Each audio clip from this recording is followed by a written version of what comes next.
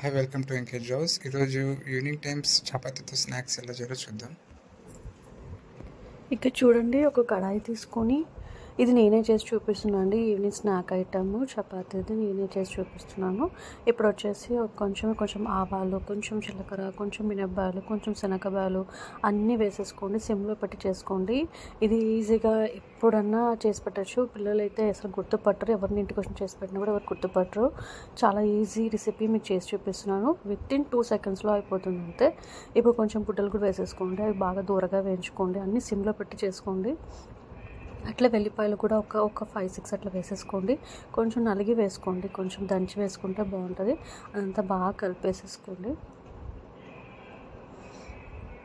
నేను చాలా రోజుల తర్వాత మీకు చేసి చూపిస్తున్నాను. ఇప్పుడు బాగా కలిపేసేసుకోండి. ఇప్పుడు మళ్ళీ కొంచెం కరివేపాకు, ఫ్రెష్ కరివేపాకు కడిగేసుకొని దాంట్లో కరివేపాకు వేసేసుకొని బాగా కలిపేసేసుకోండి. ఇప్పుడు వచ్చేసి కొంచెం పసుపు వేసుకోండి, చిటికెడు అంతే వేసేసుకొని అది కూడా బాగా కలిపేసేసుకోండి.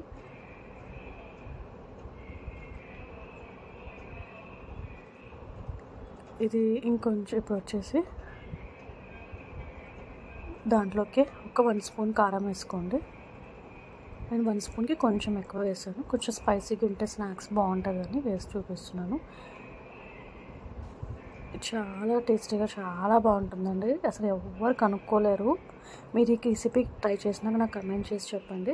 కొంచెం ఉప్పు వేసుకోండి, చూసి వేసుకోండి. ఎక్కువైతే మళ్ళీ టేస్ట్ బాగుండదు, ఎక్కువ ఉప్పు అవుతుంది. దాంట్లో కొంచెం కొత్తిమీర కూడా వేసేసుకొని బాగా కలిపేసేసుకోండి.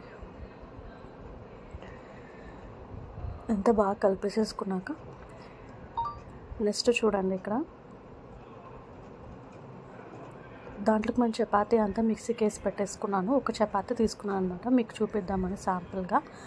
ఒక చపాతీ కావాలి, 2 చపాతీస్ కావాలి, దానికి కావాల్సినంత మీరు చేసేసుకోవచ్చు. అన్ని పుట్టలు ఎక్కువ వేసుకొని దీంట్లోకి కొంచెము గరం మసాలా వేసుకోండి. కొంచెం ధనియాల పొడి కూడా వేసుకోండి. అంటే నేనైతే గరం మసాలా ఒకటి వేసేసాను. అంతా బాగా కలిపేసేసుకొని చపాతీ అంతా బాగా మిక్సీకి అంతా కొట్టేసుకొని మా చిన్న పీసెస్ అవుతాయి. దాంట్లో కొంచెం సిమ్లో పెట్టేసుకొని ఆ ఆయిల్లోనే మళ్ళీ ఇంకో ఆయిల్ వేయద్దండి. ఇంకా నీళ్ళు కూడా చిక్కరించకండి, ఏం చేయకండి. అసలు మా ఇంట్లో చేసి పెట్టండి. అసలు చపాతీ అంటే ఎవరు నమ్మలేదు. చపాతీ ఇది కాదు, ఏదో బయట నుంచి తీసుకొచ్చారు కదా అన్నారు. చాలా బాగుందని చెప్పారు. సరే, మీకు కూడా చూపిద్దాం, ఒకసారి ట్రై చేస్తారు కదా అని చేసి చూపిస్తున్నాను. స్టవ్ ఆఫ్ చేసేసుకోండి. ఆ తర్వాత మన నిమ్మకాయ తీసేసుకొని ఒక 1/2 నిమ్మకాయ అంతా తీసేసుకొని బాగా పిండేసుకోండి. ఇంకా సర్వింగ్ బౌల్తో సర్వ్ చేసుకొని బాగా చేసుకుంటున్నాను. ఎవ్వరు గుర్తుపడ్డారు. మీరు చేసినా నాకు కమెంట్ చేయండి. నేను చాలా రోజుల తర్వాత మీకు రెసిపీ చేసి చూపిస్తున్నాను. సూపర్గా ఉంటుంది, చూడండి. సబ్స్క్రైబ్ చేసుకోండి.